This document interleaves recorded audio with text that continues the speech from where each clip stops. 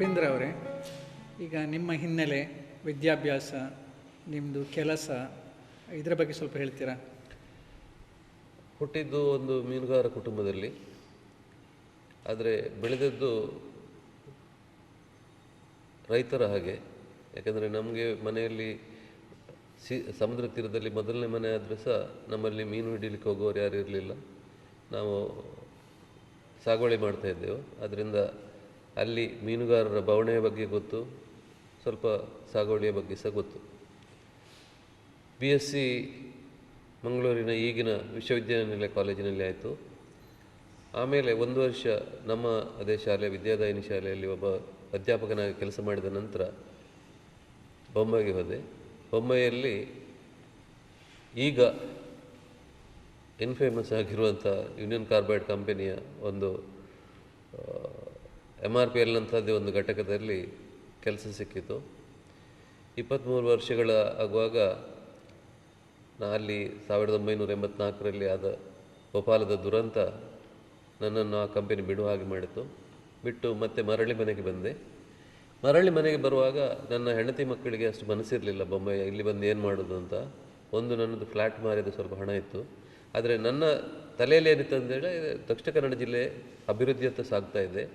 ನನಗೆ ಸ್ವಲ್ಪ ಮಾಹಿತಿ ತಂತ್ರಜ್ಞಾನದ ಬಗ್ಗೆ ಅನುಭವ ಇದ್ದದ್ರಿಂದ ಅಲ್ಲಿ ನನಗೆ ಒಳ್ಳೆ ಕೆಲಸ ಸಿಗ್ಬೋದು, ಅದರಿಂದ ಹೆಚ್ಚು ತಲೆಬಿಸಿ ಮಾಡೋ ಅಗತ್ಯ ಇಲ್ಲ ಅಂತ ಹೇಳ್ಕೊಂಡು ಇಲ್ಲಿ ಬಂದೆ ನಾನು.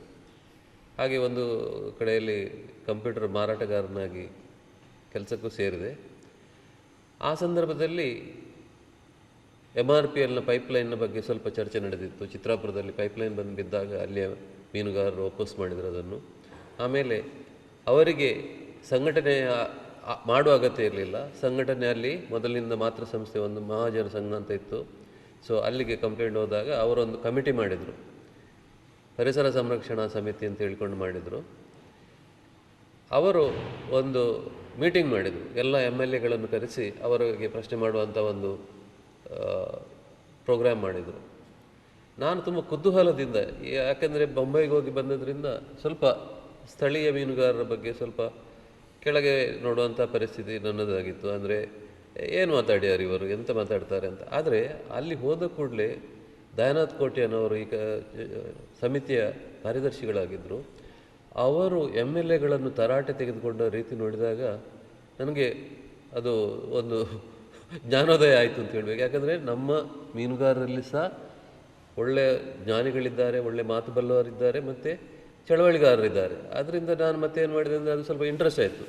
ಸೊ ಕ್ರಮೇಣ ನನ್ನ ದೃಷ್ಟಿಕೋನವೇ ಬದಲಾಯಿತು. ಈ ಅಭಿವೃದ್ಧಿಯು ಆಗಿರಲಿ, ಈಗ ಈ ಚಳವಳಿಯಲ್ಲಿ ನಾನು ಸಹ ಭಾಗವಹಿಸಬೇಕಾಗ್ತದೆ. ಯಾಕಂದರೆ ನನ್ನ ಸಂಬಂಧಿಕರ, ನನ್ನದೇ ಜಾತಿಯವರ ಸಮಸ್ಯೆಗಳಿದ್ದಾವೆ, ಅವರಿಗೆ ಜೀವನೋಪಾಯಕ್ಕೆ ಧಕ್ಕೆ ಬರ್ಬೋದು ಅಂತ ಹೇಳಿಕೊಂಡು ಚಳವಳಿಯಲ್ಲಿ ಒಬ್ಬ ಸಾಮಾನ್ಯ ಸದಸ್ಯನಾಗಿ ಪ್ರಾರಂಭ ಮಾಡಿದೆ. ಆಮೇಲೆ ಸ್ವಲ್ಪ ಒಂದು ದಿವಸ ಮೀಟಿಂಗಿಗೆ ಇಬ್ಬರು ಚೀಲ ಹಾಕ್ಕೊಂಡು ಚಳವಳಿಗಾರರು ಇಬ್ಬರು ಬಂದರು. ನೋಡುವಾಗ ಅದು ಸೋಮನಾಥ್ ನಾಯ್ಕ್ ಮತ್ತು ರಂಜನ್ ರಾವ್ ಮತ್ತು ನಮ್ಮ ಶಾನ್ಭಾಗ್ರವರನ್ನು ಕರ್ಕೊಂಡು ಬಂದಿದ್ದರು. ಅವರು ನಾವು ಸಹ ನಿಮ್ಮೊಟ್ಟಿಗೆ ಸಹಾಯಕ್ಕೆ ಬರ್ತೇವೆ, ನಮ್ಮಲ್ಲಿ ಸ್ವಲ್ಪ ಜನ ಇದ್ದಾರೆ, ಆಮೇಲೆ ನಿಮಗೆ ಮಾಹಿತಿ ಕೊಡ್ಬೋದು ನಾವು, ಅದಕ್ಕೋಸ್ಕರ ನೀವು ನಮ್ಮ ಒಟ್ಟಿಗೆ ಇಲ್ಲಿ ಈ ಸಮಿತಿಯಿಂದ ಒಂದು 5-6 ಜನ ಅಲ್ಲಿಗೆ ಬರಬೇಕು, ನಮ್ಮ ಮೀಟಿಂಗಿಗೆ ಬರಬೇಕು ಅಂತ ಹೇಳಿದರು. ಹಾಗೆ ಪ್ರಥಮ ಮೀಟಿಂಗ್ ನಾನು ಒಕ್ಕೂಟದ ಎಕ್ಸ್ಪೋಜರ್ ಸಿಕ್ಕಿದ್ದು ನನಗೆ ಆ ಮೀಟಿಂಗ್ನಲ್ಲಿ. ಉರ್ವದಲ್ಲಿ ನಮ್ಮ ಚರ್ಚಿನಲ್ಲಿ ಒಂದು ಮೀಟಿಂಗ್ ಆಯಿತು. ಸೆಲಿನ್ ಅವರು ಮುಖ್ಯ ಪಾತ್ರ ವಹಿಸಿದರು. ಅಲ್ಲಿ ಬಂದ ನಂತರ ಮತ್ತೆ ನಾನು ಹಿಂತಿರುಗಿ ನೋಡಲಿಲ್ಲ. ಪ್ರತಿಯೊಂದು ಒಕ್ಕೂಟದ ಕಾರ್ಯಕ್ರಮಗಳಿಗೆ ಬರ್ತಾಯಿದ್ದೆ. ಸೊ ಅಲ್ಲಿಗೆ ಆರಂಭ ಆಗ್ತದೆ ಒಬ್ಬ ಚಳವಳಿಗಾರನ ಕಥೆ. ಆದರೆ ನೀವು ಅಲ್ಲಿ ಬಂದಿರುವಂಥದ್ದು ನಿಮಗೆ ಅದು ಮನಸ್ಸಿಗೆ ಒಂದು ಖುಷಿ ಕೊಟ್ಟಿದೆ, ಅದರಿಂದಾಗಿ ನೀವು ನಿಮ್ಮ ಇಂಟ್ರೆಸ್ಟನ್ನು ಉಳಿಸ್ಕೊಳ್ಳಿಕ್ಕೆ ಬೇಕಾಗಿ ನಿಂತಿರ್ಬೋದು ಅಂತ ನನ್ನ ಅಭಿಪ್ರಾಯ. ನೀವು ಯಾಕೆ ನಿರಂತರವಾಗಿ ಆ ಕಾರ್ಯಕ್ರಮದಲ್ಲಿ ಭಾಗವಹಿಸ್ತಾ ಬಂದ್ರಿ ನೀವು? ಇಲ್ಲ, ಅದು ಇಂಟ್ರೆಸ್ಟ್. ಯಾಕೆಂತ ಹೇಳಿದರೆ, ಮೊದಲನೇದಾಗಿ ನನಗೆ ಏನು ಅನಿಸಿದ್ದು ಅಂದರೆ, ನಮ್ಮಲ್ಲಿ ಕಾಳಜಿ ಇದ್ದವರು ತುಂಬ ಜನ ಇದ್ದಾರೆ. ಅವರು ಅವರ ಜೀವನೋಪಾಯಕ್ಕೆ ಧಕ್ಕೆ ಬರ್ತಾ ಇದ್ದರೆ ಯಾವ ಪರಿಸ್ಥಿತಿಯಲ್ಲಿ ಸಹ ಹೋರಾಡಲಿಕ್ಕೆ ತಯಾರಿದ್ದಾರೆ ಎಂಬುದು ನನಗೆ ಮನದಟ್ಟಾಗಿತ್ತು. ಅದರ ಜೊತೆಯಲ್ಲಿ ನನಗೆ ಒಂದು ಏನಾಯಿತು ಅಂದರೆ, ಆಗ ಈ ಫಂಡೆಡ್ ಏಜೆನ್ಸಿಗಳ ಬಗ್ಗೆ ಅಷ್ಟು ಗೊತ್ತಿರಲಿಲ್ಲ ನನಗೆ. ನಾನು ನೆನೆಸಿದ್ದೇನೆಂದರೆ, ಹೆಚ್ಚಿನವರೆಲ್ಲ ಸ್ವಯಂ ಪ್ರೇರಿತರಾಗಿ ಈ ಕಾರ್ಯದಲ್ಲಿ ಧುಮುಕ್ತಾ ಇದ್ದಾರೆ. ಅವರ ಸ್ವಲ್ಪ ಸ್ಪೇರ್ ಟೈಮ್ನಲ್ಲಿ ಇಲ್ಲಿಗೆ ಬರ್ತಾ ಇದ್ದಾರೆ ಅಂತ ನನಗೆ ಆಲೋಚನೆ ಇತ್ತು. ಆದ್ದರಿಂದ ಯಾರೋ ಮೀನುಗಾರ ಅಲ್ಲದವರು ನಮಗೋಸ್ಕರ ಇಷ್ಟು ಪ್ರಯತ್ನ ಮಾಡ್ತಾ ಇದ್ದಾರೆ, ಅವರ ತಲೆಬಿಸಿ ಮಾಡ್ತಾರೆ ಆದರೆ ನಾನೊಬ್ಬ ಮೀನುಗಾರನಾಗಿ ಅದರಲ್ಲಿ ಭಾಗವಹಿಸಲೇಬೇಕು ಅಂತ ನನಗೆ ಆಲೋಚನೆ ಆಯಿತು. ಮತ್ತೇನಾಯ್ತಂದರೆ ನನಗೆ ಹೆಚ್ಚಾಗಿ ಆಗ ಭಾಷಣ ಮಾಡುವ ಅಭ್ಯಾಸ ಇರಲಿಲ್ಲ, ಆದರೆ ಸ್ಟಡಿ ಮಾಡುವಂಥದ್ದು, ಅಧ್ಯಯನ ಮಾಡುವಂಥ ಒಂದು ಹುಚ್ಚಿತ್ತು. ಆದ್ದರಿಂದ ನಾನೇನು ಮಾಡಿದೆ ಅಂದರೆ ಎಲ್ಲಿ ಸಾಧ್ಯ ಉಂಟು ಈ MRPLನ ತ್ಯಾಜ್ಯದ ಬಗ್ಗೆ ಎಲ್ಲಿ ಸ್ವಲ್ಪ ಮಾಹಿತಿ ಸಿಗ್ತದೆ ಅದನ್ನೆಲ್ಲ ಕಲೆ ಹಾಕಿ ಅದನ್ನೇ ಅಭ್ಯಾಸ ಮಾಡುವಂಥದ್ದು. ಮತ್ತು KRSಗೆ ಹೋಗಿ ಅಲ್ಲಿ ಶ್ರೀನಿಕೇತನ್ ಇರ್ಬೋದು ಅಥವಾ ಯೂನಿವರ್ಸಿಟಿಯಲ್ಲಿ ನಾರಾಯಣ್ ಅಂತ ಇದ್ದರು ಕೆಮಿಸ್ಟ್ರಿ ಡಿಪಾರ್ಟ್ಮೆಂಟ್ನಲ್ಲಿ, ಅವರ ಬಳಿಗೆ ಎಲ್ಲ ಹೋಗಿ ಇದು ಹೇಗೆ ಇವರೆಲ್ಲ ಹೇಳೋದು ಸತ್ಯವಾ, ಅದರಲ್ಲಿ ಎಷ್ಟು ಸಮಸ್ಯೆ ಬರ್ಬೋದು, ಇದನ್ನೆಲ್ಲ ಅಧ್ಯಯನ ಮಾಡಲಿಕ್ಕೆ ಆರಂಭ ಮಾಡಿದ್ದೆ ನಾನು. ಆದ್ದರಿಂದ ನನ್ನ ಇಂಟ್ರೆಸ್ಟ್ ಎರಡು ರೀತಿಯಲ್ಲಿತ್ತು. ಒಂದು, ಮೀನುಗಾರರಿಗೆ ಅವರ ಜೀವನೋಪಾಯಕ್ಕೆ ಧಕ್ಕೆ ಬರಬಾರ್ದು, ಆ ಪೈಪ್ಲೈನ್ ಆಗೋದನ್ನು ನಿಲ್ಲಿಸಬೇಕು, ಅದಕ್ಕೆ ಸಾಕಷ್ಟು ಜನ ಬರ್ತಾ ಇದ್ದಾರೆ. ಇನ್ನೊಂದು, ಪರಿಸರದ ಬಗ್ಗೆ ನಾನು ಆಲೋಚನೆ ಮಾಡಲೇ ಇಲ್ಲ. ನಮ್ಮ ಭೋಪಾಲ್ನ ನಮ್ಮ ದುರಂತದಿಂದಾಗಿ ಎಲ್ರಿಗೂ ಗೊತ್ತಾಗಿತ್ತು ಪರಿಸರ ಮಾಲಿನ್ಯ ಯಾವ ರೀತಿಯ ಪರಿಣಾಮ ಬೀರುವ ಸಾಧ್ಯತೆಗಳಿದ್ದಾವೆ. ಬಿಕಾಸ್ ಅದು ಬರೇ ಒಂದು ಆರೋಗ್ಯವನ್ನು ಕೆಡಿಸಿದರ ಜೊತೆಗೆ ಸಾವಿರಾರು ಜನರನ್ನು ಬಲಿ ತೆಗೆದುಕೊಳ್ಬೋದು, ಮುಂದಿನ ಪೀಳಿಗೆಗೆ ಎಫೆಕ್ಟ್ ಆಗ್ಬೋದು ಅನ್ನೋದನ್ನು ಅದು ತೋರಿಸಿಕೊಟ್ರೆ ಸಹ ಅಲ್ಲಿಯ ತನಕ ನಾನು ಪರಿಸರದ ಬಗ್ಗೆ ಚಿಂತೆ ಮಾಡಲಿಲ್ಲ. ಆಮೇಲೆ ಕ್ರಮೇಣ ಇಲ್ಲಿ ಬೇರೆ ಬೇರೆ ಶಿಬಿರಗಳನ್ನು ಅಟೆಂಡ್ ಆದ ಹಾಗೆ ಅದರ ಬಗ್ಗೆ ಕಾಳಜಿ ಹುಟ್ಟುತ್ತಾ ಹೋಯಿತು. ಅದರಿಂದ ನನ್ನ ಸ್ವಲ್ಪ ಸಮಯವನ್ನು ಇದಕ್ಕೆ ಕೊಡಲೇಬೇಕು ಎನ್ನುವ ನಿಲುವು ನನ್ನದಾಯಿತು ಅಂತೆ. ಆದರೆ ಈ ಮೀನುಗಾರರ ಆ ಒಂದು ಹೋರಾಟ ದಕ್ಷಿಣ ಕನ್ನಡ ಜಿಲ್ಲೆಯ ಹೋರಾಟಗಳಲ್ಲಿ ಮಾನವ ಹಕ್ಕುಗಳ ಹೋರಾಟ, ಪರಿಸರ ಆಂದೋಲನದ ಹೋರಾಟ, ಜೀವನದ ಹಕ್ಕಿಗೆ ಹೋರಾಟ ಅಂತ ಹೆಸರನ್ನು ಪಡೆದಿದೆ. ಆದರೆ ಅದು ನಂತರದ ದಿವಸಗಳಲ್ಲಿ ಅದರ ಆಶಯ ಕ್ರಮೇಣ ಸಡಿಲವಾಗುತ್ತಾ ಹೋಗಿ ಆ ಚಳವಳಿಯನ್ನು ನಿರಂತರವಾಗಿ ಉಳಿಸ್ಕೊಳ್ಳಿಕ್ಕೆ ಆಗಲಿಲ್ಲ. ಯಾಕೆಂದರೆ ಪರಿಸರದಲ್ಲಿ ಸಮಸ್ಯೆಗಳು ಬರ್ತಾ ಇದೆ, ಕೈಗಾರಿಕೆಗಳು ಬರ್ತಾ ಇದೆ, ಮಾಲಿನ್ಯತೆ ಜಾಸ್ತಿ ಆಗ್ತಿದೆ. ಹಾಗಿದ್ದರೂ ಕೂಡ ಆ ಮೀನುಗಾರರ ಆ ಸಂಘಟನೆಯಲ್ಲಿ ಆ ಥರದ ಒಂದು ಏನು ಡೈಲ್ಯೂಷನ್ ಆಗಿರುವಂಥದ್ದು ಸ್ಥಿತಿಯ ಬಗ್ಗೆ ನೀವೇನು ಹೇಳ್ತೀರಿ? ಅಲ್ಲಿ ಒಂದು 2-3 ಕಾರಣಗಳನ್ನು ಕೊಡ್ಬೋದು ಅದಕ್ಕೆ. ಮೊದಲನೇದಾಗಿ, ಕಣ್ಣಿಗೆ ಕಂಡರೆ ಮಾತ್ರ ಅವರಿಗೆ ಅದು ಸಮಸ್ಯೆ. ಆದ್ದರಿಂದ ಇಲ್ಲಿ ಮಾಲಿನ್ಯ ಆಗ್ತದಾದರೆ ಅವರು ಹೋರಾಡಲಿಕ್ಕೆ ತಯಾರಿರ್ತಾರೆ. ಇಲ್ಲದಿದ್ದರೆ ಅವರ ಇಂಟ್ರೆಸ್ಟ್ ಎಲ್ಲಿವರೆಗೆ ಅಂದರೆ ಆ ಸಮಸ್ಯೆಯನ್ನು ತಾತ್ಕಾಲಿಕವಾಗಿ ನಿಲ್ಲಿಸಲಿಕ್ಕಾದರೆ ಮುಗೀತಲ್ಲಿ. ಮತ್ತೊಂದು ಸಮಸ್ಯೆ ಏನು ಅಂತ ಹೇಳಿದರೆ, ಅವರೆಲ್ಲರೂ ಇದರಲ್ಲಿ ಭಾಗವಹಿಸುವಾಗ ಅವರ ದಿನನಿತ್ಯದ ಕಸಬಿನಲ್ಲಿ ಅವರಿಗೆ ಏನು ಸಿಗೋದಿಲ್ಲ. ಸೊ ಒಂದು 200 ಜನರ ಮೇಲೆ ಕೇಸ್ ಆಯಿತು MRPLನಲ್ಲಿ. ಅವರಿಗೆ ಪ್ರತಿ ವಾರ ಕೋರ್ಟಿಗೆ ಅಟೆಂಡ್ ಆಗುವಂಥ ಸಮಸ್ಯೆ ಇತ್ತು. ಅಂದರೆ ಅವರ ಈ ಮೀನು ಒಂದು ಲಾಟ್ರಿ ಆಗಿ ಅದರಲ್ಲಿ ಏನಾಗ್ತದೆ ಅಂತ ಹೇಳಿದರೆ, ಒಂದು ದಿವಸ 1 ಲಕ್ಷ ರೂಪಾಯಿ ಸಂಪಾದನೆ ಆಗ್ಬೋದು, ಇನ್ನೊಂದು 15 ದಿವಸ ಸಂಪಾದನೆ ಇಲ್ಲದಿರ್ಬೋದು. ಸಪೋಸಿಂಗ್ ಅವರು ಕೋರ್ಟಿಗೆ ಹೋದ ದಿವಸವೇ ಅವರಿಗೆ ಸಂಪಾದನೆ ಒಳ್ಳೆಯದಾಗಿದ್ದರೆ ಅದರಲ್ಲಿ ಅವನಿಗೆ ಪಾಲು ಸಿಗೋದಿಲ್ಲ. ಸೊ ಇಂಥ ಸಿಚುವೇಷನ್ನಲ್ಲಿ ಅವರನ್ನು ಪ್ರತಿ ವಾರ ಕೆಲಸ ಬಿಟ್ಟು ಬರುವ ಹಾಗೆ ಮಾಡಲಿಕ್ಕೆ ಸಾಧ್ಯ ಇಲ್ಲ ನಮಗೆ. ಆದ್ದರಿಂದ ಒಂದು ಅವರ ಇಂಟ್ರೆಸ್ಟ್ ಗ್ರ್ಯಾಜುವಲಿ ಕಡಿಮೆ ಆಯಿತು. ಮತ್ತು ಆಗಿನ ಮಟ್ಟಿಗೆ MRPLನ ಸಮಸ್ಯೆ ತೀರಿತ್ತು ಅಂತ ನಾವು ನೆನೆಸ್ಕೊಂಡಿದ್ದೆವು. ಯಾಕಂತ ಹೇಳಿದರೆ MRPLನ ಇದು ಓಪನ್ ಕೆನಾಲ್ನಲ್ಲಿ ಬಿಡ್ತಾಯಿದ್ರು, ನಾವು ಸ್ಯಾಂಪಲ್ ತೆಗೆದುಕೊಂಡು ಅನಲೈಸ್ ಮಾಡ್ಬೋದು, ಮತ್ತು ಅದಕ್ಕೆ ಧಾರಣಾ ಸಾಮರ್ಥ್ಯ ಮಾಡ್ತೇವೆ ಅಂತ ಹೇಳಿದರು. ಆಮೇಲೆ ಕಾವಲು ಸಮಿತಿ ಮಾಡ್ತೇವೆ ಅಂತ ಹೇಳಿದರು. ಡಿಸೆಂಬರ್ 27 ನಂತರ ನೀರನ್ನು ಸಮುದ್ರಕ್ಕೆ ಬಿಡುವುದಿಲ್ಲ ಅಂತ ಹೇಳಿದರು. ಹೀಗೆ ಹಲವಾರು ನಮಗೆ ಸರ್ಕಾರ ಅದರ ಗೌರ್ಮೆಂಟ್ ಆರ್ಡರ್ನಲ್ಲಿ ಇದನ್ನೆಲ್ಲ ತಿಳಿಸಿತ್ತು.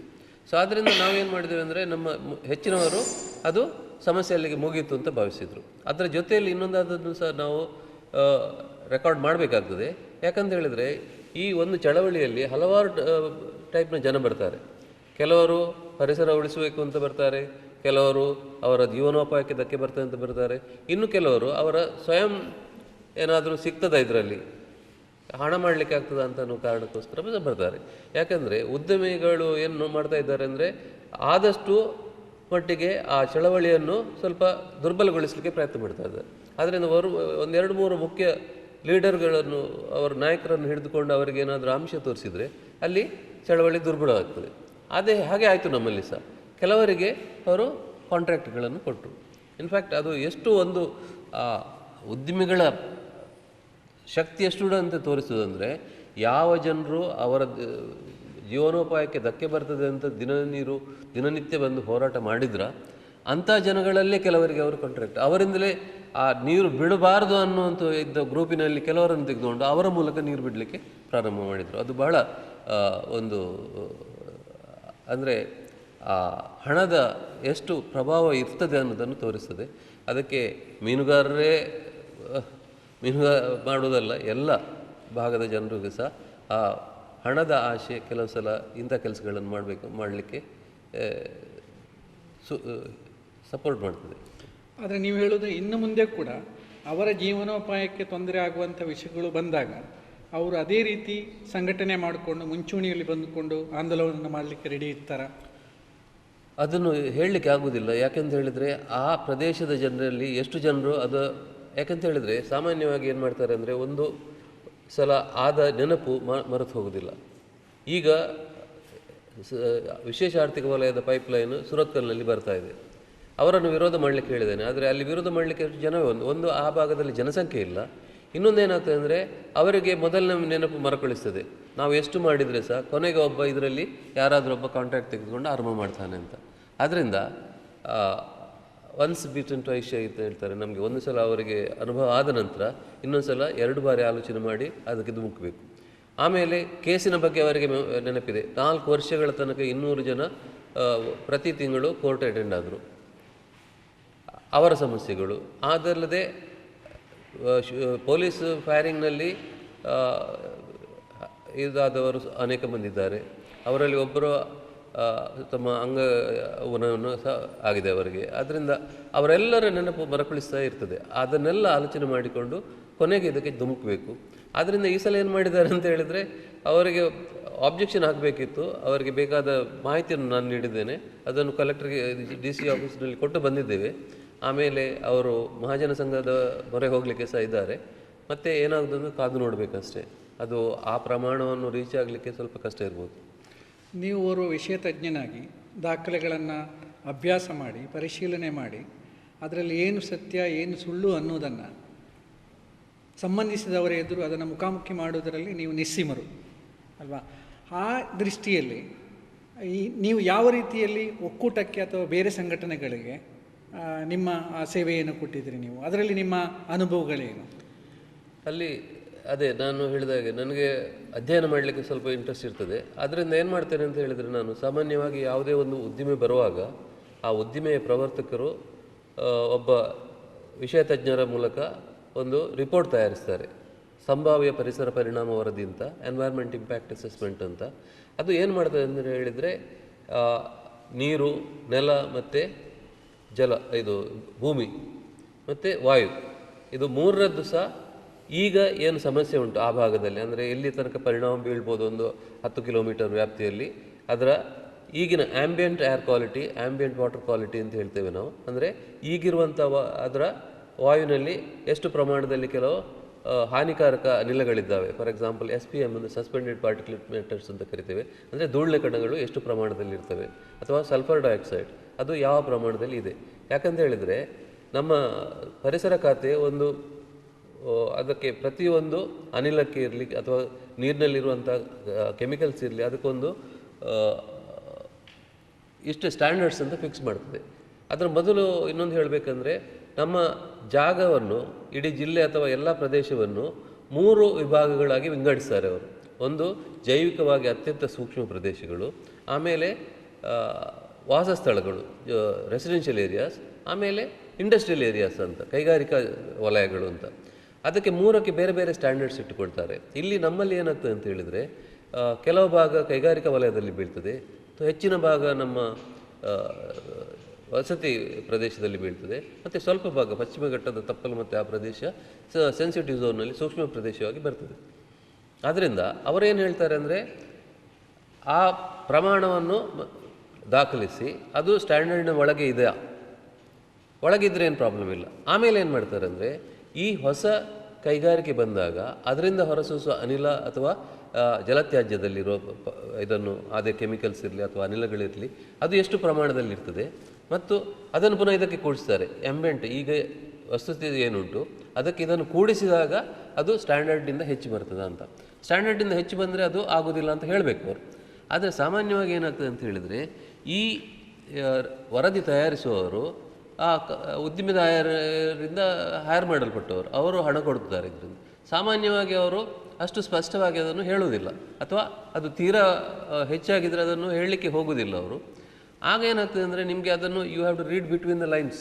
ನೀವು ಅದನ್ನು ಸ್ಟಡಿ ಮಾಡುವಾಗ ಅದನ್ನು ಸರಿಯಾಗಿ ವಿಶ್ಲೇಷಿಸಬೇಕು. ಯಾಕಂತ ಹೇಳಿದರೆ ಇಂಥ ರಿಪೋರ್ಟು ಬೇರೆ ಬೇರೆ ಉದ್ಯಮಿಗಳು ಮಾಡಿದ್ದು ನಿಮ್ಮ ಹತ್ರ ಇರಬೇಕು. ಆಗೇನಾಗ್ತದೆ, ನೀವು ಅದರೊಟ್ಟಿಗೆ ಇದನ್ನು ಕಂಪೇರ್ ಮಾಡಿದಾಗ ಅಲ್ಲಿ 4 ವರ್ಷಗಳ ಹಿಂದೆ ಮಾಡಿದ್ರಲ್ಲಿ ಹೆಚ್ಚು ಉಂಟು, ಈಗ 4 ವರ್ಷಗಳ ನಂತರ ಮಾಡಿದ್ರಲ್ಲಿ ಸಲ್ಫರ್ ಡೈಆಕ್ಸೈಡ್ ಅಂತ ತೆಕ್ಕೊಂಡ್ರೆ ಅದು ಕಡಿಮೆ ಉಂಟು. ಅದು ಆಗಲಿಕ್ಕೆ ಸಾಧ್ಯವೇ ಇಲ್ಲ, ಅದು ಹೆಚ್ಚೇ ಆಗಿರಬೇಕು. ಸೊ ಅದನ್ನೆಲ್ಲ ನೋಡಿಕೊಂಡು ನೀವು ಪ್ರಶ್ನೆ ಮಾಡಬೇಕಾಗ್ತದೆ. ಅಥವಾ ಕೆಲವು ಸಲ ಏನಾಗ್ತದೆ, 2 ರೀತಿಯ ರಿಪೋರ್ಟ್ಗಳಿರುತ್ತೆ. ಒಂದು ಕಂಪನಿ ಸಾಮಾನ್ಯವಾಗಿ ನೆಲ ಮತ್ತು ಜಲ ಮಾಡಿದರೆ, ಇನ್ನೊಬ್ಬರು ವಾಯು ಮಾಲಿನ್ಯವನ್ನು ಮಾಪನ ಮಾಡ್ತಾರೆ. ಸಮುದ್ರವನ್ನು ಮಾಡಲಿಕ್ಕೆ ಬೇರೆ ಕಂಪನಿ ಕೊಡ್ತಾರೆ. ಆಗ ಅವರ ರಿಪೋರ್ಟ್ ಏನು ಹೇಳ್ತದೆ ಅದರೊಟ್ಟಿಗೆ ತುಲನೆ ಮಾಡಿ ನೋಡಬೇಕು. ಸೊ ಇದನ್ನೆಲ್ಲ ತುಲನೆ ಮಾಡಿದಾಗ ನಿಮಗೆ ಏನನ್ನಿಸ್ತದೆ ಅಂದರೆ, ಈ ಕಂಪನಿಗಳು ಹೈರ್ ಮಾಡಿದಂಥ ಈ ವಿಷಯ ತಜ್ಞರು ಸಾಮಾನ್ಯವಾಗಿ ಎಲ್ಲ ಸತ್ಯವನ್ನು ಹೇಳುವುದಿಲ್ಲ, ಅಥವಾ ಸತ್ಯವನ್ನು ಶಬ್ದಗಳ ಜಾಲದಲ್ಲಿ ಅಡಗಿಸಿರ್ತಾರೆ. ಸೊ ಇದನ್ನು ನೀವು ಬಯಲು ಮಾಡಬೇಕು. ಆಮೇಲೆ ಇದಕ್ಕೊಂದು ಅವಕಾಶ ಇರ್ತದೆ. ಸಾಮಾನ್ಯವಾಗಿ 1997 ಏಪ್ರಿಲ್ನ ನಂತರ ಪಬ್ಲಿಕ್ ಹಿಯರಿಂಗ್, ಸಾರ್ವಜನಿಕ ಅಹವಾಲು ಸಭೆ ಅನ್ನೋದು ಕಡ್ಡಾಯ ಆಗಿದೆ.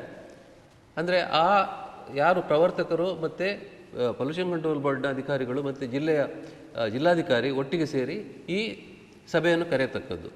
ಯಾರು ಜನರಿಗೆ ಇದರಿಂದ ಎಫೆಕ್ಟ್ ಆಗ್ತದೆ, ಮತ್ತು ಪರಿಸರವಾದಿಗಳು ಅಥವಾ ಯಾರು ಸಾಮಾನ್ಯ ಮನುಷ್ಯ ಕೂಡ ಅದರಲ್ಲಿ ಪಾರ್ಟಿಸಿಪೇಟ್ ಮಾಡ್ಬೋದು, ಅವರ ಸಲಹೆ ಸೂಚನೆಗಳನ್ನು ಕೊಡ್ಬೋದು. ಅಂಥ ಸಂದರ್ಭದಲ್ಲಿ ಇಂಥ ರಿಪೋರ್ಟ್ ಮಾಡಿದಾಗ ನಿಮಗೆ ಅದನ್ನು ಕೊಂಡೋಗಿ ಅವರ ಹತ್ರ ಕೇಳಿ ಆ ಕಂಪನಿಯ ಪ್ರವರ್ತಕರಿಂದ ಅದಕ್ಕೆ ಉತ್ತರಗಳನ್ನು ಪಡಿಬೇಕು ನಾವು. ಸೊ ಅಂಥ ಸಂದರ್ಭದಲ್ಲಿ ಈ ಕೆಲಸ ಬೀಳ್ತದೆ. ನನಗೆ ಬರೀ ಇದಲ್ಲ, ನಾಗಾರ್ಜುನದ ಬಗ್ಗೆ ಆ ಬಗ್ಗೆ ಮಾಡಿದ್ದೇವೆ, ಆದರೆ ಅವರು ಪಬ್ಲಿಕ್ ಹಿಯರಿಂಗ್ ಮಾಡಲೇ ಇಲ್ಲ.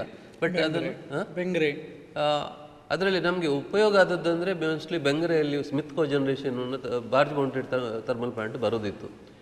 ಅಲ್ಲಿ ಬಹಳ ಇಂಟ್ರೆಸ್ಟಿಂಗ್ ಏನಾಯ್ತು ಅಂದರೆ, ಕೆನರಾ ಚೇಂಬರ್ ಆಫ್ ಕಾಮರ್ಸಿನವರು ಮಾಡಿದಂಥ ಒಂದು ಮೀಟಿಂಗ್ನಲ್ಲಿ ಆ ಸ್ಮಿತ್ ಕೋ ಜನರೇಷನ್ ಕಂಪನಿಯ ಚೀಫ್ ಒಬ್ಬ ಇದ್ದ, ಅವ ಬಂದು ಮಾತಾಡ್ತಾ ಇದ್ದ. ಆದರೆ ನಾವು ಅವರಿಗೆ ಪ್ರಶ್ನೆ ಮಾಡಿದೆವು ಕೆಲವೆಲ್ಲ.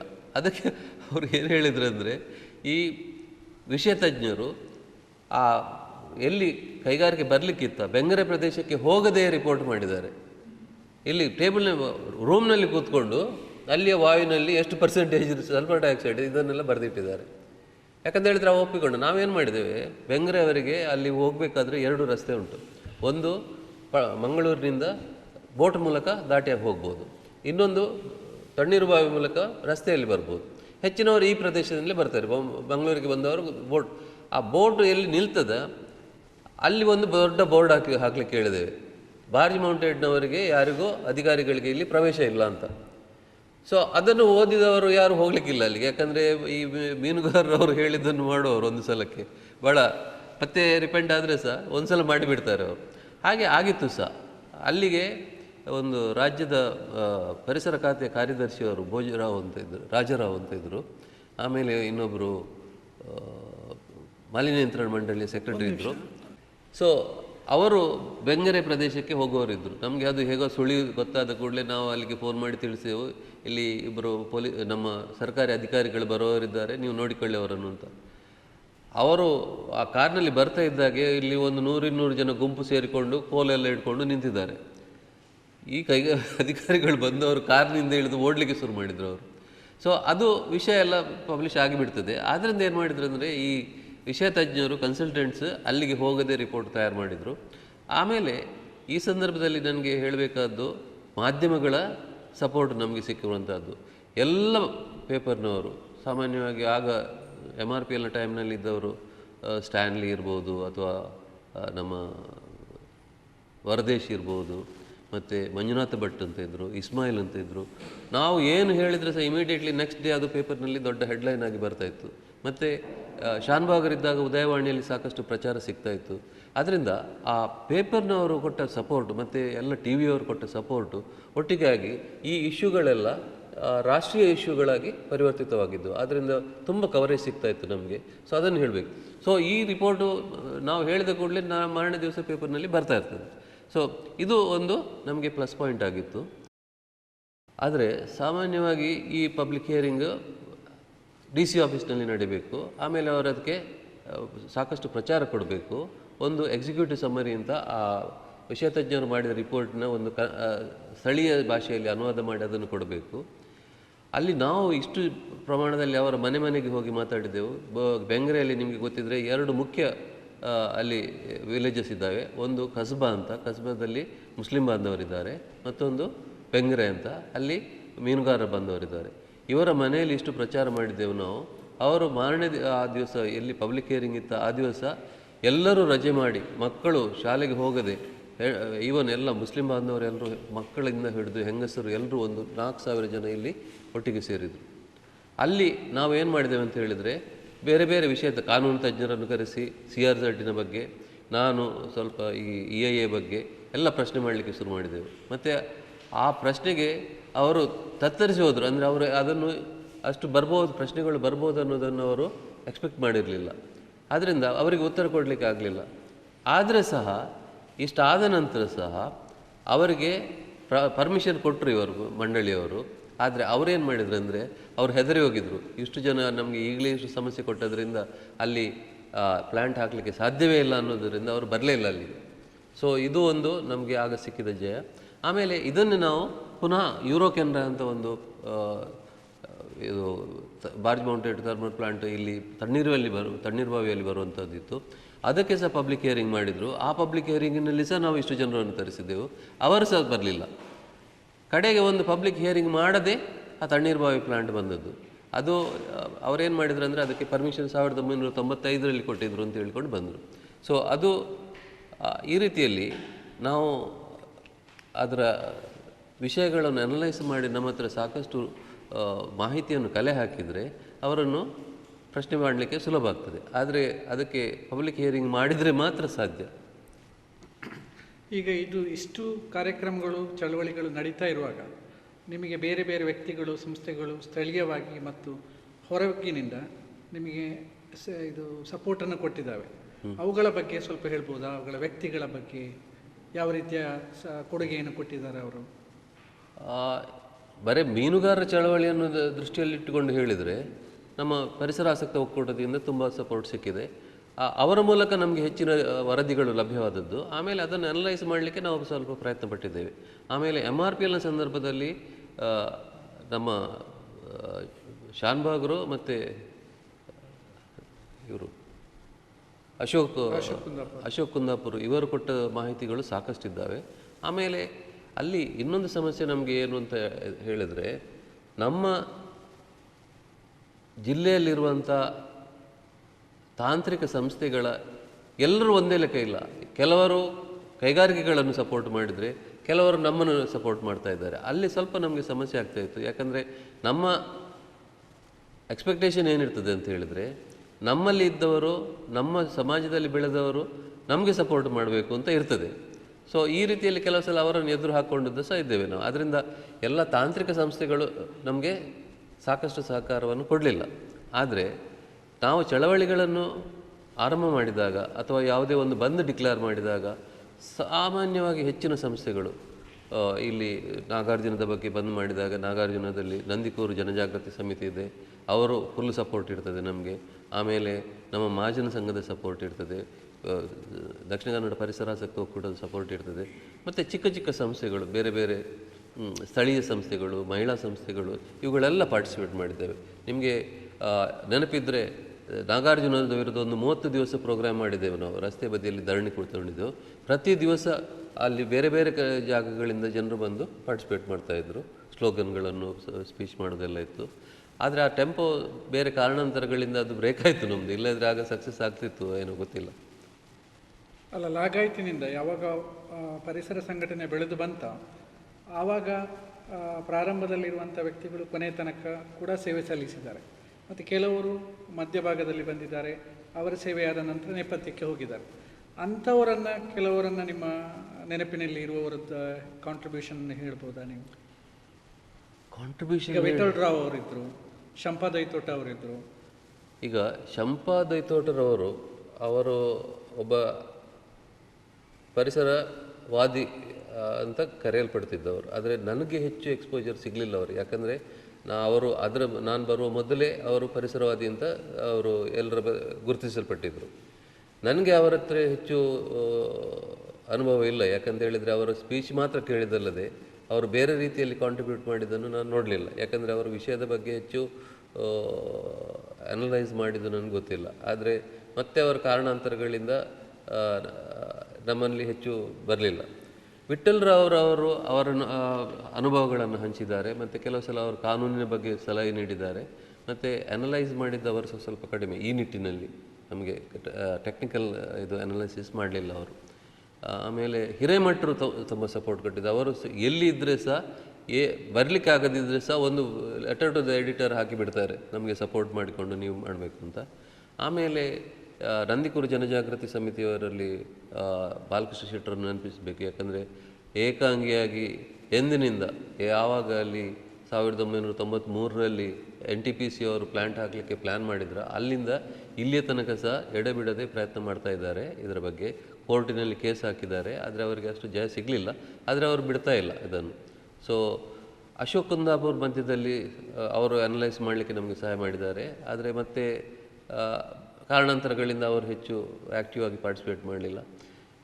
ಶಾನ್ಭಾಗ್ ಅವರು ನಿರಂತರವಾಗಿ 1-2 ವರ್ಷ MRPLನ ಟೈಮ್ನಲ್ಲಿ ಸಪೋರ್ಟ್ ಮಾಡಿದವರು, ಮತ್ತು ಕನ್ಸ್ಯೂಮರ್ ಮೂವ್ಮೆಂಟಿಗೆ ಇಳಿದವರು, ಮತ್ತು ಅದನ್ನೇ ಹೆಚ್ಚು ಸಪೋರ್ಟ್ ಮಾಡ್ತಾ ಹೋದರು. ಈ ಭಾಗಕ್ಕೆ ಬರಲಿಲ್ಲ. ಇಲ್ಲಿ ಇತ್ತೀಚೆಗಿನ ದಿನಗಳಲ್ಲಿ ನಾವು ಹೇಳಬೇಕಂತ ಹೇಳಿದರೆ ಡಾಕ್ಟರ್ ರಾಮಚಂದ್ರ ಭಟ್ ಫಿಶರೀಸ್ ಕಾಲೇಜಿನವರು, ಅವರು ತುಂಬ ಸಹಾಯ ಮಾಡ್ತಾ ಇದ್ದಾರೆ. ಕೆಲವು ಸಲ ನಾವು ನಿರಾಸಕ್ತಿ ವಹಿಸಿದ್ರು ಅವರು ಪುನಃ ನಮ್ಮನ್ನು ಪುನಃ ಹೊರತುಂಬಿಸಿ ಈಗ ಪ್ರಯತ್ನ ಮಾಡಬೇಕು, ನಾವು ಅದನ್ನು ಬಿಡಲಿಕ್ಕೆ ಆಗೋದಿಲ್ಲ ಅಂತ. ಫಾರ್ ಎಕ್ಸಾಂಪಲ್ SCZನಲ್ಲಿ ಅವರು ಬಹಳಷ್ಟು ಪ್ರಯತ್ನ ಪಟ್ಟಿದ್ದಾರೆ. ಮತ್ತು ಅವರ ಮೂಲಕ ಕೆಲವು ವಿಷಯ ತಜ್ಞರನ್ನು, ವಿಜ್ಞಾನಿಗಳನ್ನು ಬ್ಯಾಂಗ್ಳೂರಿನಿಂದ ಕರೆಸಿ ಇಲ್ಲಿಯ ಅಧ್ಯಯನ ಮಾಡಿಸಿದ್ದಾರೆ, ಅವರಿಂದ ರಿಪೋರ್ಟ್ ಮಾಡಿಸಿದ್ದಾರೆ. ಸೊ ಅವರ ಕೊಡುಗೆಯನ್ನು ನಾವು ನೆನಪಿಟ್ಟುಕೊಳ್ಬೇಕು. ಯಾಕಂದರೆ ಇಲ್ಲಿ ಒಂದು ನಾನು ಮೆನ್ಷನ್ ಮಾಡಲೇಬೇಕು, ಫಿಶರೀಸ್ ಕಾಲೇಜಿನಿಂದ ಹೆಚ್ಚು ಸಪೋರ್ಟು ಸಿಗಲಿಲ್ಲ ನಮಗೆ. ಯಾಕಂತ ಹೇಳಿದರೆ ಮೀನುಗಾರಿಕೆ ಸಮಸ್ಯೆ ಬಂದಾಗ MRPLನ ತ್ಯಾಜ್ಯದಿಂದಾಗಲಿ ಅಥವಾ ಈಗ ಅಲ್ಲಿರುವ ಸಮುದ್ರ ನೀರಿನಲ್ಲಿರುವ ಪೊಲ್ಯೂಷನ್ನಿಂದಾಗಿ ಇದರ ಬಗ್ಗೆ ಫಿಶರೀಸ್ ಕಾಲೇಜಿನಿಂದ ನಮಗೆ ಸಪೋರ್ಟ್ ಸಿಗಬೇಕಿತ್ತು, ಅದು ಸಾಕಷ್ಟು ಸಿಗಲಿಲ್ಲ. ಅದರ ಬದಲಾಗಿ ಇವರು ಸೈಂಟಿಸ್ಟ್ ಅಲ್ಲ, ಅವರು ಅರ್ಥಶಾಸ್ತ್ರ ನಿಪುಣರು, ಆದರೆ ಅವರು ಸಾಕಷ್ಟು ಡೇಟಾ ನಮಗೆ ಕೊಟ್ಟಿದ್ದಾರೆ ಮತ್ತು ನಿರಂತರವಾಗಿ ಹುರಿದುಂಬಿಸಿದ್ದಾರೆ. ಸಾಮಾನ್ಯವಾಗಿ ನಾವು ಹೇಳ್ತೇವೆ, ಒಂದು ದೇಶ ಬದಲಾಗಬೇಕಾದ್ರೆ ಅದು ಪುರಾಣ ಕಾಲದಲ್ಲಿ ನಮ್ಮ ಚಾಣಕ್ಯ ಇರ್ಬೋದು, ಅಲ್ಲಿ ಗುರುಗಳು ಕಣ ಕೇಳಿದರೆ ಮಾತ್ರ ಆಗ ಸಕ್ಸಸ್ ಆಗ್ತದೆ. ಆದ್ದರಿಂದ ಇಲ್ಲಿ ಒಬ್ಬರು ಗುರುಗಳು ನಮಗೆ ಸಿಕ್ಕಿದ್ದಾರೆ, ಸಾಕಷ್ಟು ಪ್ರಮಾಣದಲ್ಲಿ ಅವರಿಂದ ಸಹಾಯ ಸಿಕ್ಕಿದೆ ನನಗೆ.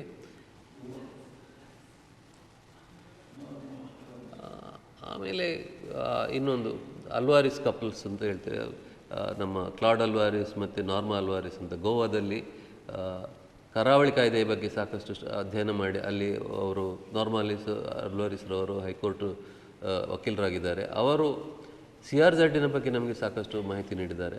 ಇನ್ಫ್ಯಾಕ್ಟ್ ಪ್ರಥಮ ಬಾರಿಗೆ ಕರಾವಳಿ ಕಾಯ್ದೆಯ ಬಗ್ಗೆ ನಮಗೆ ಮಾಹಿತಿ ನೀಡಿದವರೇ ಅವರು ಇಲ್ಲಿ ಬಂದು ಸಹಾಯ ಮಾಡಿದ್ದಾರೆ. ಆಮೇಲೆ ಕೊಜೆಂಟ್ರಿಕ್ನ ವಿರುದ್ಧ ನಾವು ಹೋದಾಗ ಅವರು ಆ ಸ್ಥಳಕ್ಕೆ ಭೇಟಿ ನೀಡಿ ಅಲ್ಲಿ ಪ್ರೆಸ್ ಕಾನ್ಫರೆನ್ಸ್ ಮಾಡಿ ನಮಗೆ ಸಹಾಯ ಮಾಡಿದ್ದಾರೆ.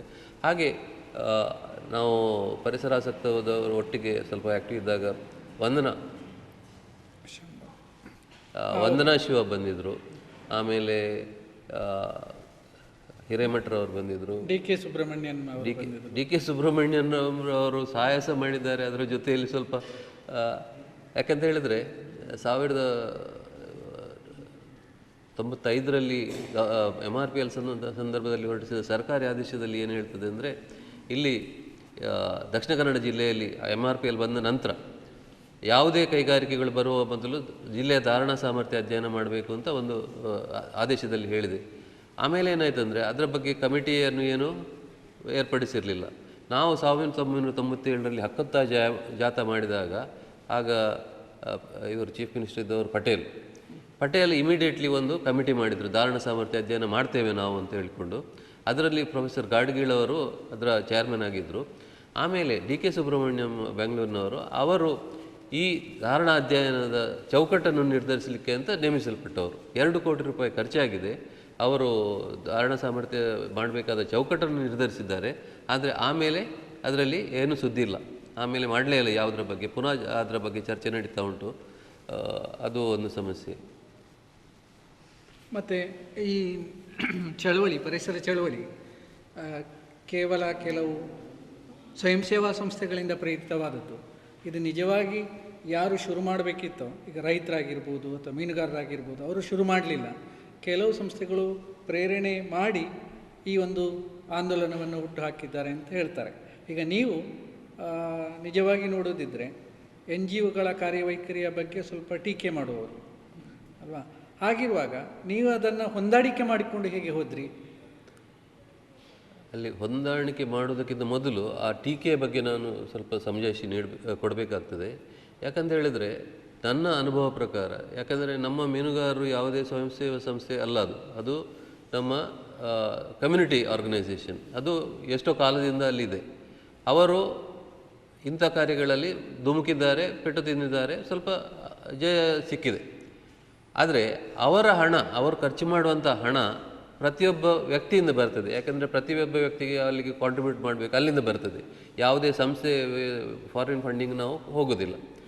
ಆದರೆ ಬೇರೆ ವಿದೇಶಿ ಹಣ ಆಗ್ಬೋದು ಅಥವಾ ಯಾವುದೇ ಸಹಾಯಧನವನ್ನು ನಿರೀಕ್ಷಿಸುವಂಥ ಸಂಸ್ಥೆಗಳನ್ನು ಹುಟ್ಟುಹಾಕಿದರೆ ಅಲ್ಲಿ ಸಮಸ್ಯೆ ಏನಂದರೆ ಆ ಸಂಸ್ಥೆಯ ನಿರಂತರತೆಯ ಅಸ್ತಿತ್ವವನ್ನು ಕಾಯ್ದುಕೊಳ್ಬೇಕಾಗ್ತದೆ. ಉದ್ಯೋಗ ಸಂಬಳ ಕೊಟ್ಟು ಉದ್ಯೋಗಗಳನ್ನು ಇಟ್ಕೊಳ್ಬೇಕಾಗ್ತದೆ. ಆಗೇನಾಗ್ತದೆ ಅಂತ ಹೇಳಿದರೆ, ನಿಮಗೆ ಒಂದು ಇಶ್ಯೂ ಮುಗಿದ ಕೂಡಲೇ ಇನ್ನೊಂದು ಇಶ್ಯೂ ತೆಕ್ಕೊಳ್ಳೇಬೇಕು ನೀವು. ಯಾಕಂದರೆ ಆ ಇಶ್ಯೂನ ಮೇಲೆ ಬೇರೆ ಇಶ್ಯೂ ಮಾಡಿ ಅದರಲ್ಲಿ ನೀವು ಹಣ ತರಿಸಬೇಕು. ಆದರೆ ಆ ಇಶ್ಯೂ ಮುಗಿದೋದ್ರೆ, ಸಪೋಸಿಂಗ್ ಇಲ್ಲಿ ಕೈಗಾರಿಕೆಗಳೇ ಬರೋದಿಲ್ಲ ಅಂತ ಆದರೆ ನಿಮಗೆ ಅಲ್ಲಿ ಸಮಸ್ಯೆ, ಅವರಿಗೆ ಇನ್ನೊಂದು ಇಶ್ಯೂ ತೆಕ್ಕೊಳ್ಬೇಕು, ಏಡ್ಸಿನ ಬಗ್ಗೆ ಇಶ್ಯೂ ತೆಕ್ಕೊಳ್ಬೇಕು. ಯಾಕಂದರೆ ಸಂಸ್ಥೆ ಉಂಟು, ಆ ಸಂಸ್ಥೆಯನ್ನು ನಂಬಿಕೊಂಡು ಹಲವಾರು ಜನ ಕೆಲಸಕ್ಕಿದ್ದಾರೆ. ಅದರ ಓನರ್ಸ್, ಸಂಸ್ಥೆಯನ್ನು ಯಾರು ಹುಟ್ಟುಕ ಹಾಕಿದ್ದಾರೆ ಅವರು ಸಹ ಅದರಿಂದಲೇ ಹಣ ತೆಗೆದುತ್ತಾ ಇದ್ದಾರೆ. ಆಗ ಆ ಸಂಸ್ಥೆ ಮುಖ್ಯ ಅಥವಾ ಇಶ್ಯೂ ಮುಖ್ಯ ಅನ್ನೋ ಪ್ರಶ್ನೆ ಬರ್ತದೆ. ಸಂಸ್ಥೆಗಾಗಿ ಇಶ್ಯೂ ಅಥವಾ ಇಶ್ಯೂಗಾಗಿ ಸಂಸ್ಥೆಯ, ಅದು ನಮ್ಮ ಅನುಭವಕ್ಕೆ ಬಂದ ಹಾಗೆ ಕೆಲವು ಸಲ ಆ ಇಶ್ಯೂ ನೆಗ್ಲಿಜಿಬಲ್ ಆಗಿಬಿಡ್ತದೆ, ಸಂಸ್ಥೆ ಮುಖ್ಯ ಆಗಿಬಿಡ್ತದೆ. ಆಗ ಅವರು ಹುಟ್ಟು ಹಾಕಿದಂಥ ಈ ಚಳವಳಿಗಳು ಹೆಚ್ಚು ಸಮಯ ಬಾಳಲಿಕ್ಕೆ ಸಾಧ್ಯ ಇಲ್ಲ. ಯಾಕಂತ ಹೇಳಿದರೆ ಅವರಿಗೆ ಸಹ ಲಾಂಗ್ ಟರ್ಮ್, ದೂರದ ಇದು ಇಂಟ್ರೆಸ್ಟ್ ಇರೋದಿಲ್ಲ ಅವರಿಗೆ. ಸದ್ಯಕ್ಕೆ ಅವರಿಗೆ ಹಣ ಬರಲಿಕ್ಕೋಸ್ಕರ ಈ ಫೋಟೋಗಳನ್ನು ಅಥವಾ ಯಾವುದು ಪೇಪರ್ ಕ್ಲಿಪ್ಸನ್ನು ಹಾಕಿಟ್ಟು ಅದರ ಮೂಲಕ ಹಣ ತರಿಸುವುದು ಅಂತ ಇರ್ತದೆ. ಸೊ ಆದ್ದರಿಂದ ನಮ್ಮ ಯಾವುದೇ ಚಳವಳಿಗಳು ಅದು ಸರಿಯಾಗಿ ನಡೀಬೇಕಾದ್ರೆ ಅಲ್ಲಿ ಮುಖ್ಯವಾಗಿ ಏನಿರಬೇಕಂದ್ರೆ, ಅದರಿಂದ ಯಾವ ಕೈಗಾರಿಕೆಯಿಂದ ಯಾರಿಗೆ ಸಮಸ್ಯೆ ಆಗ್ತದ, ಪರಿಣಾಮ ಬೀರ್ತದ, ಆ ಜನಗಳು ಗಟ್ಟಿಯಾಗಿ ನಿಲ್ಲಬೇಕು. ಎಲ್ಲಿ ಲ್ಯಾಂಡ್ ಲೂಸರ್ಸ್ ಯಾರು ಒಕ್ಕಲೆಬ್ಬಿಸಲ್ಪಡ್ತಾರ ಅವರು ಗಟ್ಟಿಯಾಗಿ ನಿಲ್ಲುವ ತನಕ, ಅಥವಾ ಅದರ ಅಕ್ಕಪಕ್ಕದಲ್ಲಿ ಸಮಸ್ಯೆ ಯಾರಿಗಾಗ್ಬೋದು ಅವರು ಗಟ್ಟಿಯಾಗಿ ನಿಲ್ಲುವ ತನಕ ಆ ಚಳವಳಿ ನಡೀತಾ ಇರ್ತದೆ. ಒಂದು ಸಲ ಅವರು ವಿಡ್ರಾ ಮಾಡಿದರೆ, ಅವರನ್ನು ಯಾವುದೇ ಕಾರಣಕ್ಕೋಸ್ಕರ ಇದು ಕೈಗಾರಿಕೆಯ ಪ್ರವರ್ತಕರು ಅವರನ್ನು ಸಾಫ್ಟ್ ಮಾಡಿದರೆ, ಅಂದರೆ ಅವರಿಗೆ ಹಣ ಕೊಟ್ಟು ಅಥವಾ ಯಾವುದೇ ಕಾರಣಕ್ಕೋಸ್ಕರ ಅವರಿಲ್ಲದಿದ್ದರೆ ಇಶ್ಯೂ ನಡೆಯೋದಿಲ್ಲ. ಹೆಚ್ಚು ಸಮಯ ನಿಮಗೆ ಆ ಚಳವಳಿಯನ್ನು ಮುಂದುವರಿಸಲಿಕ್ಕೆ ಸಾಧ್ಯ ಇಲ್ಲ. ಈಗ ನೀವು ಬೆಂಗಳೂರು SEZ ತೆಗೆದುಕೊಂಡ್ರೆ ಸಹ ಅಲ್ಲಿ ಒಂದು ಲೆವೆಲ್ನಲ್ಲಿ ಅದು ಸಾಕಷ್ಟು ಸ್ಟ್ರಾಂಗ್ ಆಗಿ ನಿಂತಿರೋದು. ಯಾಕಂದರೆ ಎಲ್ಲರೂ ಅಲ್ಲದಿದ್ದರೂ ಹೆಚ್ಚಿನ ಜನ ಅಲ್ಲಿ ಅವರ ಜಾಗ ಕೊಡಲಿಕ್ಕೆ ತಯಾರಿಲ್ಲ, ಕೊಡೋದಿಲ್ಲ ಅಂತ ಗಟ್ಟಿ ಮಾಡಿ ನಿಂತಿದ್ದಾರೆ ಅವರು.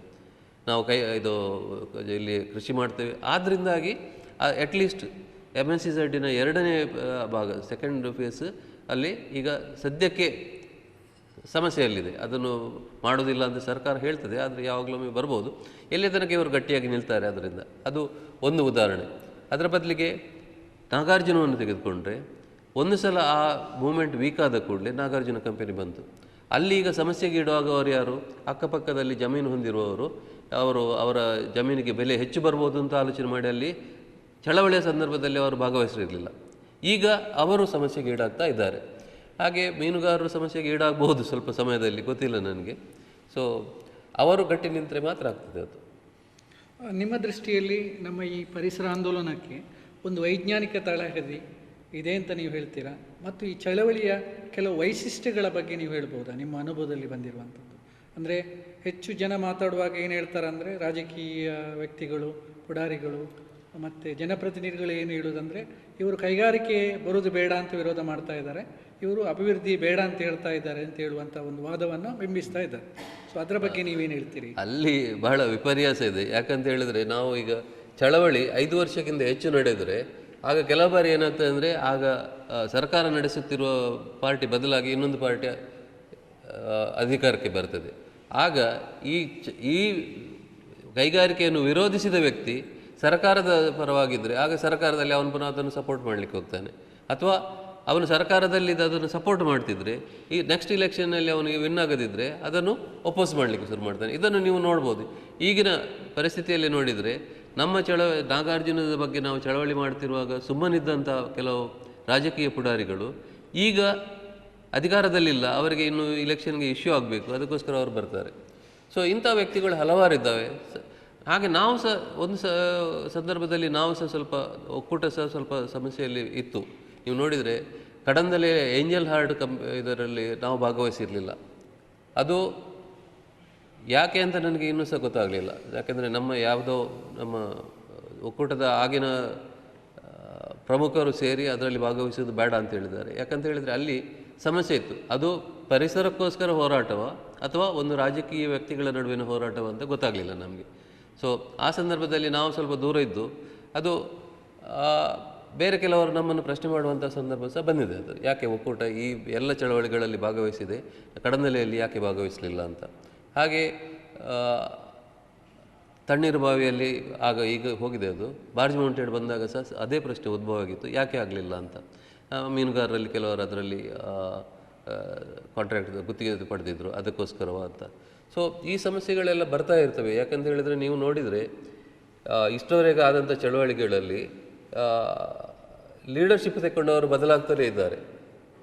ಸೊ ಅದು ಯಾವ ಕಾರಣಕ್ಕೆ ಅನ್ನೋದನ್ನು ನಮಗೆ ಕೆಲವರಿಗೆ ಗೊತ್ತುಂಟು, ಕೆಲವರಿಗೆ ಗೊತ್ತಿಲ್ಲ, ಹೇಳಲಿಕ್ಕೆ ಬರೋದಿಲ್ಲ. ಅದು ನಮ್ಮ ಚಳವಳಿಯ ಒಂದು ಪ್ರಮುಖ ವಿಶಿಷ್ಟತೆಗಳೇನು? ನಮಗೆ ಯಾವ ದೃಷ್ಟಿಯಲ್ಲಿ ಅದು ವೈಜ್ಞಾನಿಕವಾಗಿ ಅದು ತಳಹದಿಯನ್ನು ಹೊಂದಿದೆ ಅಂತ ನೀವು ಹೇಳ್ತೀರಿ? ಅಲ್ಲ, ಇಲ್ಲಿ ನಾವು ನಮ್ಮ ಒಕ್ಕೂಟ ಪಾರ್ಟಿಸಿಪೇಟ್ ಮಾಡಿದಂಥ ಚಳವಳಿಗಳನ್ನು ತೆಗೆದುಕೊಂಡ್ರೆ ನಮ್ಮಲ್ಲಿ ಪರಿಸರ ತಜ್ಞರಿದ್ದಾರೆ, ಚಳವಳಿಯಲ್ಲಿ ಭಾಗವಹಿಸಿ ಅನುಭವ ಇದ್ದವರಿದ್ದಾರೆ, ವಿಷಯ ತಜ್ಞರಿದ್ದಾರೆ, ಅದನ್ನು ಸೈಂಟಿಫಿಕ್ ಆಗಿ ಅನಲೈಸ್ ಮಾಡಿಕೊಂಡು ಅದನ್ನು ಮಾಡುವಂಥ ಕೆಲಸ ಮಾಡ್ತೇವೆ. ಆಮೇಲೆ ಆರ್ಗನೈಸೇಷನ್ ಮಾಡಲಿಕ್ಕೆ ಚತುರರಿದ್ದಾರೆ. ಸೊ ಇದರಿಂದಾಗಿ ನಮ್ಗೆ ಏನಾಗಿದೆ ಅಂತ ಹೇಳಿದರೆ ನಮ್ಮಲ್ಲಿ ಬರೀ ಈಗ ಮೀನುಗಾರರು ಬಂದರೆ ಅವರು ಹೋರಾಟ ಮಾಡಲಿಕ್ಕೆ ತಯಾರಿದ್ದಾರೆ, ಅವರಲ್ಲಿ ನಿಮ್ಮ ವಿಷಯವನ್ನು ಅನಲೈಸ್ ಮಾಡುವಂಥ ಕೆಪಾಸಿಟಿ ಇರೋದಿಲ್ಲ, ಅಥವಾ ಪರಿಸರದ ಬಗ್ಗೆ ಮಾತಾಡಲಿಕ್ಕೆ ಅವರಿಗೆ ಗೊತ್ತಿರೋದಿಲ್ಲ. ಅವರಿಗೆ ಒಂದೇ ಗೊತ್ತಿರೋದು ನಮ್ಮ ಜೀವನೋಪಾಯಕ್ಕೆ ಧಕ್ಕೆ ಬರ್ತದೆ, ಅದರಿಂದ ನಾವು ಹೋರಾಟ ಮಾಡ್ತಿದ್ದೇವೆ ಅಂತ. ಮತ್ತು ಸಾಧ್ಯ ಆದರೆ ಅವರು ಪೆಟ್ಟು ತಿನ್ನಲಿಕ್ಕೆ ಸಹ ತಯಾರಿದ್ದಾರೆ. ಆದರೆ ನಾವು ಏನು ಮಾಡ್ತೇವೆ ಅಂದರೆ ಈ 3-4 ಅಂಗಗಳನ್ನು ಸೇರ್ತೇವೆ. ಒಂದು ಚಳವಳಿಗಾರರನ್ನೊಟ್ಟಿಗೆ ಸೇರಿಸುವಂಥದ್ದು ಆ್ಯಕ್ಟಿವಿಸಮ್, ಆಮೇಲೆ ವಿಷಯ ತಜ್ಞತೆ, ಅದನ್ನು ಸಪೋರ್ಟ್ ಮಾಡಲಿಕ್ಕೆ ನಾವು ಯಾಕೆ ವಿರೋಧ ಮಾಡ್ತಿದ್ದೇವೆ ಅನ್ನೋದಕ್ಕೆ ಸಾಕಷ್ಟು ಕಾರಣಗಳನ್ನು ಕೊಡಲಿಕ್ಕೆ ನಮ್ಮಲ್ಲಿ ಎಕ್ಸ್ಪರ್ಟ್ಸ್ ಇದ್ದಾರೆ. ಆಮೇಲೆ ಈ ಆರ್ಗನೈಸ್ ಮಾಡುವಾಗ ಭಾಷಣ ಮಾಡಬೇಕು, ರೊಚ್ಚಿಗೆಬ್ಬಿಸಬೇಕು ಜನರನ್ನು, ಅದು ಮಾಡಲಿಕ್ಕೆ ಕೆಲವರು ಫಿಟ್ಟು ಜನ ಇದ್ದಾರೆ. ಯಾಕೆಂದರೆ ನನಗೆ ಅಷ್ಟು ಜೋರಾಗಿ ಮಾತಾಡಲಿಕ್ಕೆ ಆಗೋದಿಲ್ಲ, ವಿಷಯಗಳನ್ನು ಹೇಳ್ಬೋದು ಅಷ್ಟೇ, ಆದರೆ ಜನರನ್ನು ರೊಚ್ಚಿಗೆಬ್ಬಿಸಲಿಕ್ಕೆ ಆಗೋದಿಲ್ಲ. ಅಂಥ ಪರಿಣಿತರು ಸಹ ಇದ್ದಾರೆ ನಮ್ಮಲ್ಲಿ. ಈ ದೃಷ್ಟಿಯಿಂದ ಮತ್ತು ನಮ್ಮ ಒಂದು ಅನುಭವ ಏನಾಗಿದೆ ಅಂದರೆ ಪುಣ್ಯಕ್ಕೆ ನಮಗೆ ಇಷ್ಟ ತನಕ ಯಾವುದೇ ಒಂದು ರೀತಿಯ ಕಪ್ಪು ಚುಕ್ಕೆ ಬರಲಿಲ್ಲ. ಅದರಿಂದ ಜನ ನಮ್ಮನ್ನು ಟ್ರಸ್ಟ್ ಮಾಡ್ತಾರೆ. ಸೊ ಅದು ನಮ್ಮ ಮುಖ್ಯ ವೈಶಿಷ್ಟ್ಯ ಅನ್ಬೋದು. ಅಂದರೆ ಒಂದು ಚಳವಳಿಗೆ ಬೇಕಾಗುವಂತಹ ಬೇರೆ ಬೇರೆ ಅಂಗಗಳಲ್ಲಿ ನಮ್ಮಲ್ಲಿ ಪರಿಣಿತರಿದ್ದಾರೆ, ಮತ್ತು ಒಂದು ನಿಷ್ಠಾವಂತರಾಗಿದ್ದರಿಂದ ನಮ್ಮ ಮೇಲೆ ಯಾವುದೇ ಕಪ್ಪು ಚುಕ್ಕೆ ಇಲ್ಲ. ಇದರಿಂದ ಜನ ನಮ್ಮನ್ನು ನಂಬ್ತಾರೆ. ಸೊ ಈಗ ಪರಿಸರ ಚಳವಳಿಯಲ್ಲಿ ಕೃಷಿಕರ ಚಳವಳಿ ಕೂಡ ಸೇರಿಕೊಂಡಿದೆ. ಅದರಲ್ಲಿ ಮುಖ್ಯವಾಗಿ ವಿಠ್ಠಲರಾವ್ ಕಿನ್ನಿ ಅವರು, ಶಿವಶಂಕರ ಅಡ್ಡೂರು, ಪರಮೇಶ್ವರ ರಾವ್ ಇಂಥವರೆಲ್ಲ ಸೇರಿಕೊಂಡು ಈ ಕೆಲಸವನ್ನು ಮಾಡಲಿಕ್ಕೆ ಪ್ರಯತ್ನ ಪಟ್ಟಿದ್ದಾರೆ. ಈ ಕೃಷಿಕರ ಆಶೋತ್ತರಗಳು ಏನಿದೆ ಅದು ಈ ಪರಿಸರ ಆಂದೋಲನದಲ್ಲಿ ಪ್ರತಿಫಲನಗೊಂಡಿದೆಯೇ? ಮತ್ತು ಅದರ ಬಗ್ಗೆ ಏನು ಅವರು ಸಮಸ್ಯೆಗಳನ್ನು ಎದುರಿಸಬೇಕಾಗಿ ಬಂತು, ಅಥವಾ ಅದು ಸಕ್ಸಸ್ ಆಗಿದೆ ಅಂತ ಹೇಳಲಿಕ್ಕಾಗತ್ತಾ ನಿಮಗೆ? ಕೃಷಿಕರು ಗಟ್ಟಿಯಾಗಿ ಭಾಗವಹಿಸಿದ್ದು ನನಗೆ ಈ MSCZನ ಚಳವಳಿಯಲ್ಲಿ ಮಾತ್ರ ಅಂತ ನನಗನ್ನಿಸ್ತದೆ. ಯಾಕಂದರೆ ಅದು ಕೊಜೆಂಟಿಕ್ಸ್ನ ವಿರುದ್ಧ ಹೋರಾಟ ಆಗಲಿ ಅಥವಾ ನಾಗಾರ್ಜುನದ ಹೋರಾಟ ಆಗಲಿ, ಅದರಲ್ಲಿ ಸಾಮಾನ್ಯವಾಗಿ ಮೀನುಗಾರರು ದನಿ ಎತ್ತಿದ್ದಲ್ಲದೆ ಮತ್ತು ಒಂದು ಸ್ಪ್ಲಿಂಟರ್ ಗ್ರೂಪ್ಸ್, ನಂದಿಕೂರು ಜನಜಾಗೃತಿಯ ಕೆಲವು ಜನ ಮಾತ್ರ. ಆದರೆ ಕೃಷಿಕರಾಗಿ ಕೃಷಿ ಭೂಮಿಯನ್ನು ನಾವು ಬಿಟ್ಟುಕೊಡೋದಿಲ್ಲ ಅಂತ ಬಹಳ ಗಟ್ಟಿಯಾಗಿ ನಿಂತದ್ದು ಈ ಸಂದರ್ಭದಲ್ಲಿ ಮಾತ್ರ. ಯಾಕಂತ ಹೇಳಿದರೆ ಅಲ್ಲಿ ಸಮಸ್ಯೆ ಏನಾಗ್ತದೆ ಅಂದರೆ, ನನಗೆ ಗೊತ್ತಿಲ್ಲ, ಇದು ನಾನು ನನ್ನ ವಿಶ್ಲೇಷಣೆ ಸರಿ ಅಂತ ಗೊತ್ತಿಲ್ಲ, ನನಗೆ ಕೆಲವು ಸಲ ಅನ್ನಿಸ್ತದೆ ಆ ಉಳುವವನೇ ಹೊರದಡೆ ಅಂತ ಮಾಡಿದ ಕಾನೂನೇ ತಪ್ಪಾಗಿದೆ ಅಂತ. ಯಾಕಂತ ಹೇಳಿದರೆ ಆ ಉಳುವವನು ಮಾತ್ರ ಒಡೆ ಆಗಬೇಕಿತ್ತು. ಆದರೆ ಉಳುತ್ತಿದ್ದವನು ಈಗ ಒಡೆ ಆದ ನಂತರ ಉಳುತ್ತಿಲ್ಲ. ಅದು ದೊಡ್ಡ ಸಮಸ್ಯೆ ಆಗಿಬಿಟ್ಟಿದೆ. ಯಾಕಂತ ಹೇಳಿದರೆ ಪಿತ್ರಾರ್ಜಿತವಾಗಿ ಬಂದ ಆಸ್ತಿ ಅಲ್ಲ ನನ್ನದು ಯಾರೋ ಪಿತ್ರಾರ್ಜಿತವಾಗಿ ಮಾಡಿದದ್ದು ನನ್ನ ಪಾಲಿಗೆ ಈಗ ಬಂದಿದೆ. ಅದರಲ್ಲಿ ನಾನು ಮೊದಲು ಏನು ಮಾಡ್ತಿದ್ದೆ ಅಂತ ಹೇಳಿದರೆ, ನನಗೆ ಗೇಣಿ ಕೊಡಬೇಕು ಮತ್ತು ನಾನು ಊಟ ಮಾಡಬೇಕು. ಈಗ ಗೇಣಿ ಕೊಡಲಿಕ್ಕಿಲ್ಲ, ಊಟಕ್ಕೆ ಸಾಕಷ್ಟು ಬರ್ತದೆ, ಅದನ್ನು ಮಾರಿದರೆ ಇಟ್ ಈಸ್ ಬೆಟರ್. ಅದರಿಂದಾಗಿ ಮಾರಲಿಕ್ಕೆ ಒಪ್ಪುವಂಥ ಜನ ಹೆಚ್ಚಾಗಿದ್ದಾರೆ ಅನ್ನೋ. ಸೊ ಈ ಕಾನೂನಿಂದಾಗಿ ಕೃಷಿಕರು ಕೃಷಿ ಮಾಡೋದಿಲ್ಲ ಅಥವಾ ಕೃಷಿ ಮಾಡೋದು ಲಾಭದಾಯಕ ಅಲ್ಲ ಅನ್ನೋ ಒಂದು ವಾದವನ್ನು ಮುಂದಿಟ್ಟಿದ್ದಾರೆ ಅಂತ ಕಾಣ್ತದೆ. ಯಾಕಂತ ಹೇಳಿದರೆ ಹೆಚ್ಚಿನ ಭಾಗದಲ್ಲಿ ನಾವು ಇದನ್ನೇ ಕೇಳ್ತಾ ಇದ್ದೇವೆ, ಅಕ್ಕಿ ಬೆಳೆಸೋದು ಲಾಭದಾಯಕ ಅಲ್ಲ ಅಂತ. ಹಾಗಾದರೆ ಯಾಕೆ ಈ ಸಲ ಕೃಷಿಕರು ಭೂಮಿಯನ್ನು ಕೊಡ್ತಾ ಇಲ್ಲ?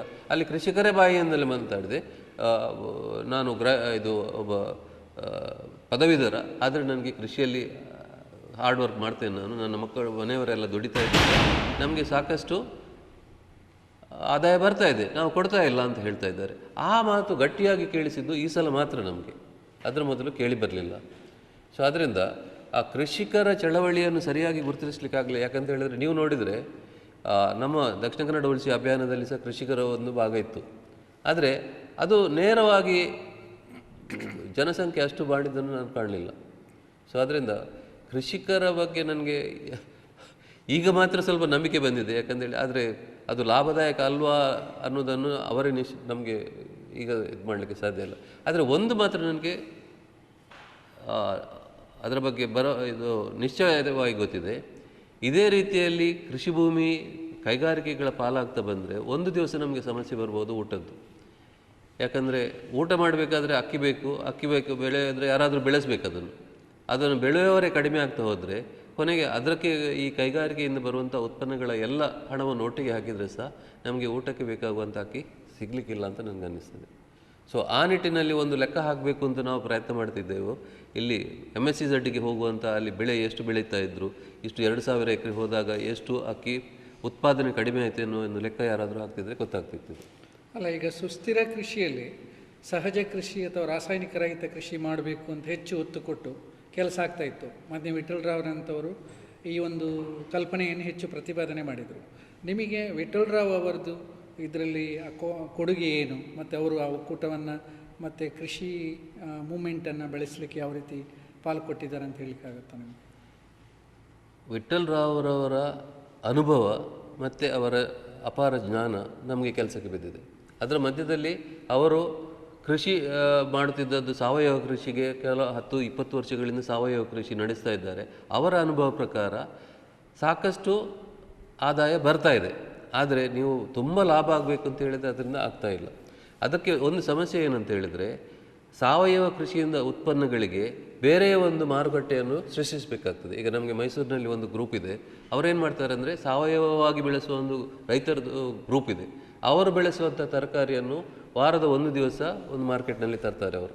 ಅದಕ್ಕೆ ಸ್ವಲ್ಪ ಹೆಚ್ಚು ಬೆಲೆ ಇರ್ತದೆ. ಆದರೆ ಅನೇಕ ಜನರು ನಾವು ಸಾವಯವ ಕೃಷಿಯಲ್ಲಿ ಮಾಡಿದಂಥ ತರಕಾರಿಗಳನ್ನು ಮಾತ್ರ ಪಡಿತೇವೆ ಅಂತ ಹೇಳಿಕೊಂಡು ಅಲ್ಲಿ ಬರ್ತಾರೆ, ಅವರು ಹೆಚ್ಚು ಹಣ ಕೊಡಲಿಕ್ಕೆ ತಯಾರಿದ್ದಾರೆ. ಇನ್ಫ್ಯಾಕ್ಟ್ ನಾವು ಅಂಥ ಒಂದು ಸರ್ವೆ ಮಾಡಬೇಕು ಅಂತ ಅನಿಸ್ತದೆ. ಯಾಕಂತ ಹೇಳಿದರೆ ಸಾವಯವ ಕೃಷಿಯಲ್ಲಿ ಬೆಳೆಸಿದಂಥ ತರಕಾರಿಗಳಿಗೆ ನೀವು ಹೆಚ್ಚು ಹಣ ಕೊಡಲಿಕ್ಕೆ ತಯಾರಿದ್ದೀರಾ, ಒಂದು ಮಾರ್ಕೆಟ್ ಸರ್ವೆ ಮಾಡಿದರೆ ಏನು ಸಿಗ್ಬೋದು ಅಂತ. ಯಾಕಂದರೆ ಮೈಸೂರಿನಲ್ಲಿ ಅಂಥದ್ದೇ ಒಂದು ಗ್ರೂಪ್ ಇದೆ.